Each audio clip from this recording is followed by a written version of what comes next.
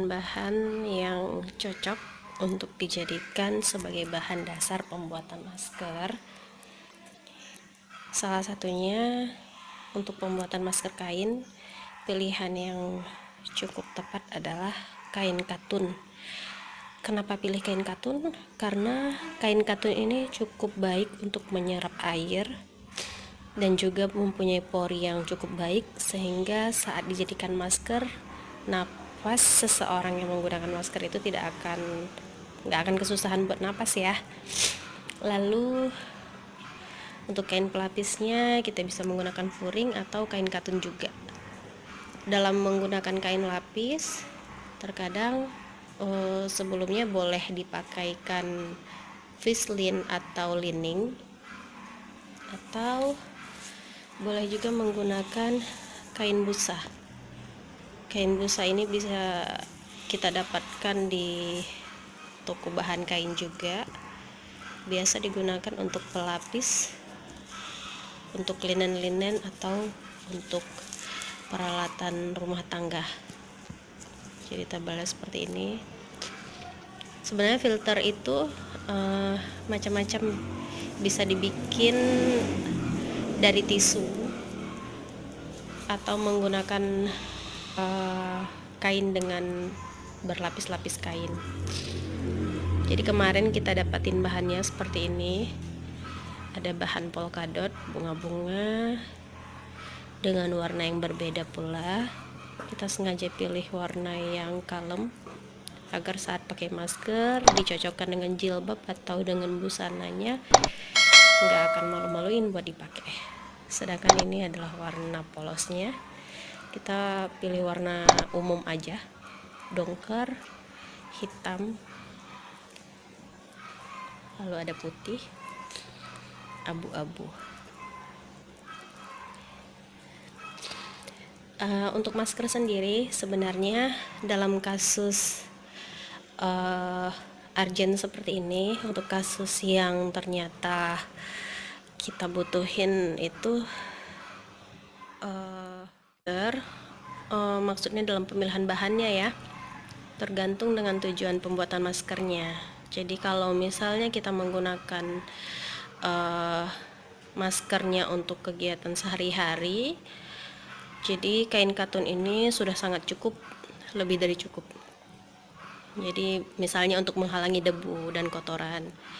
Untuk kasus corona ini seperti yang pernah saya baca-baca dan pernah saya lihat dari YouTube beberapa YouTube yang tersedia, ternyata masker kain ini memang tidak bisa mencegah virus masuk ke dalam kain, tapi dia bisa menghalangi, cukup bisa menghalangi. Jadi satu hari kita menggunakan masker langsung harus dicuci, sekali pakai sekali cuci. Jadi satu orang jangan punya hanya satu masker.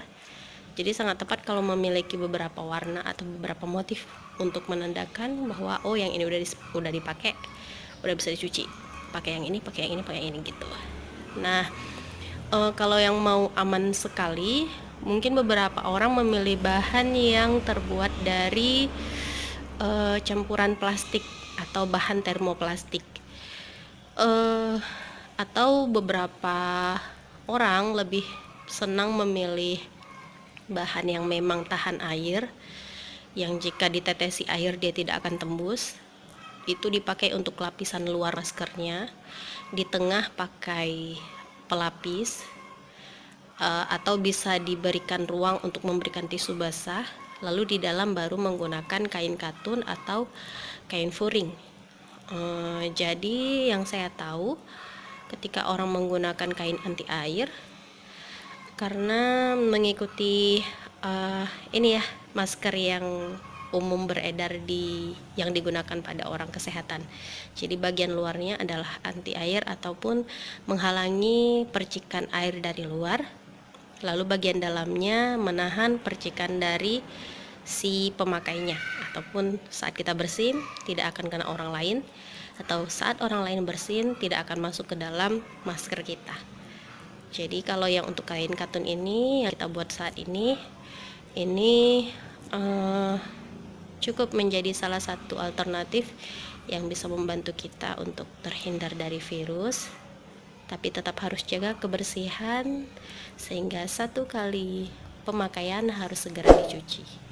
Cucinya cukup pakai sabun seperti biasa saja, pakai sabun mandi juga nggak masalah, dikucek langsung dijemur. Demikian bahan-bahan untuk pembuatan maskernya. Pemilihannya tentu bisa Anda langsung terapkan pada wajah ya, maksudnya ketika beli kain, tempelkan ini ke wajah untuk beberapa lapis, kira-kira nyaman tidak untuk bernapas.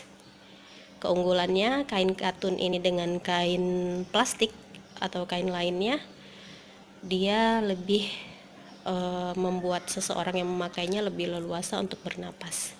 Kalau yang plastik otomatis panas, tapi memang lebih aman.